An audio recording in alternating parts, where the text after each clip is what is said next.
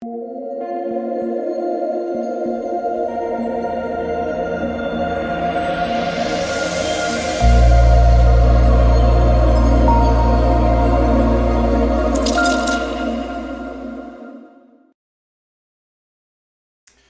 1, Phoenix Suns, Denver Nuggets. We're going to break down the showdown slate in this video. Welcome, guys. My name is DK. I cover content for Draftkings, Prize Picks, No House Advantage. Prize Picks, they are the sponsor of this video. If you get on Prize Picks, you can use the code DKDFS for a 100% match up to $100. I'll have a link in the description below. But if you're not familiar, it's a player prop site. You build 2, 3, 4, 5, up to 6 player props and can win up to 25x your money. So give it a try. I'll have a video up probably tomorrow, or maybe later tonight. We'll see how I feel. I'm talking about some player props that I do like. But yeah, so recap of tonight. 2 blowouts. Unfortunate. I had a lot of Memphis exposure. Was looking like I was going to have a phenomenal night on Prize Picks. I was looking like I could go 8-0. But with the massive random blowout for Memphis, I ended up going 4 for 4.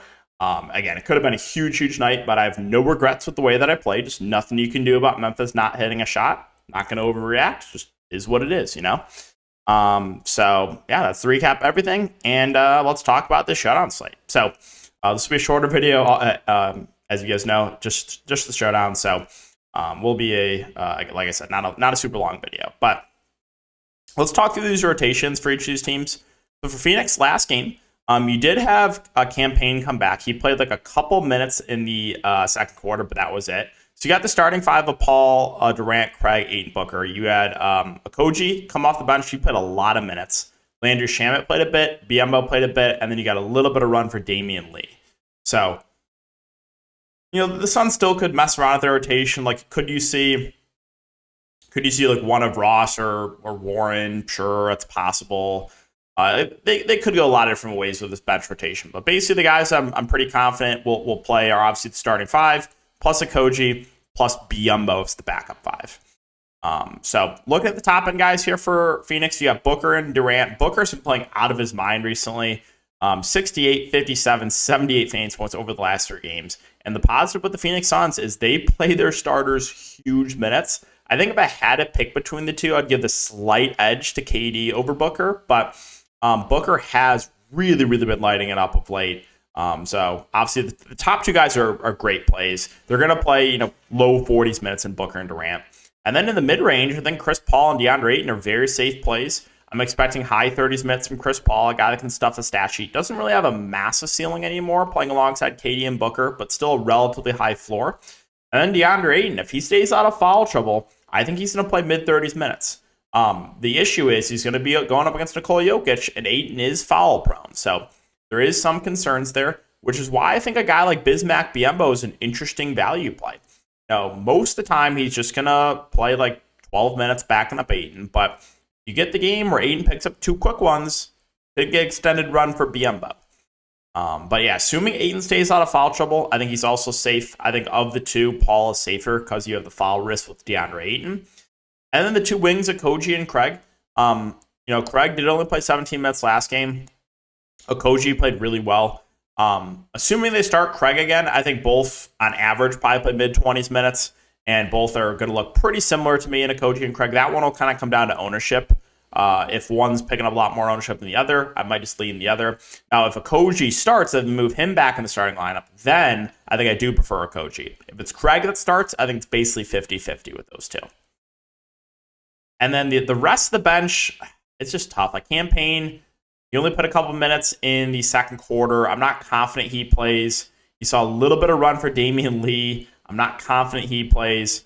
Landry Shamet played a little bit as well. I'm not fully confident he plays. Like, could you see like some Ross or Warren, I guess. So the rest of that Suns rotation, I feel like below Biyombo, there is nothing that I'm confident. Now, if you told me that Campaign got his normal backup point guard run that he's been getting all season, then he would be by far my favorite of the value plays because he's actually a good point per minute guy. But only played 3 minutes that last game. He didn't play in the second half. That's not ideal. All right, let's talk about Denver. Denver's been running a pretty tight rotation as well. Last game, they only put 8 guys. MPJ, Gordon, Jokic, KCP, and Murray as the starters, with Green, Bruce Brown, and Christian Brown off the bench. They did not play a backup 5 in the series against Minnesota. It'll be interesting to see if they continue that or if they give like dusty DeAndre Jordan a little bit of run. But at the top, you got Jokic and Murray. I think both are obviously good plays. Jokic 12-4.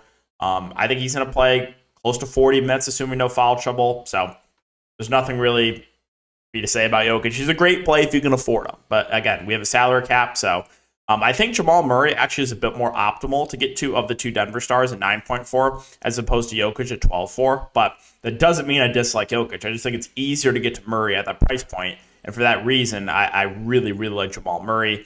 He had the one bad game in the series against Minnesota, but other than that, 49, 56, 44, 51 fantasy points. So I do like Jamal Murray a good amount. Mid-range guys, you got Gordon and MPJ. Assuming they stay out of foul trouble, should play low to mid-30s minutes. I don't really have any strong takes here. They're fine. MPJ, if he's knocking down the shots, might have a little bit of a higher ceiling. So they're kind of just there for me.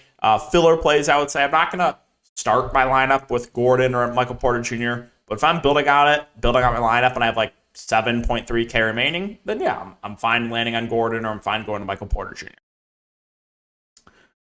Below that, you got Brown and KCP. KCP, we kind of know what we're getting from him.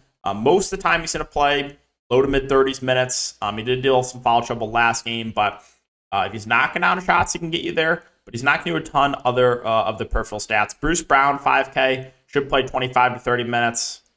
Relatively safe play.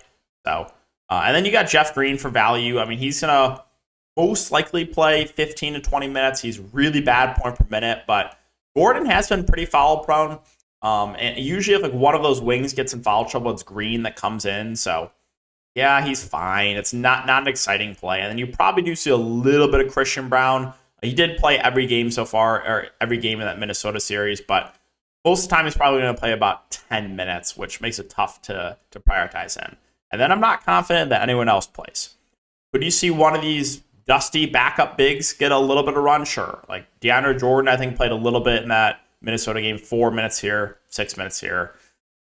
Looks like he's the backup. I mean, could they go to like Brian or Zeke Naji, I guess, but there's no one else that I'm confident will see minutes for Denver. So that is the breakdown for the player by player. Again, value on this slate, not great, right? When you're looking at it, you got like Jeff Green, like below like Biombo and Jeff Green, like no one that I'm confident will even play. So then it comes down to that situation again, where can you consider, taking a zero where you basically like play that 1K guy. You take a zero and you hope that like your top 5 guys can just outscore everyone else's 6. Yeah, it's a viable strategy, especially when there's very, very little value. But yeah, guys, so that's going to wrap it up the video. As always, I really appreciate the support. Hope this helps. Good luck, and we'll see you all in the next one.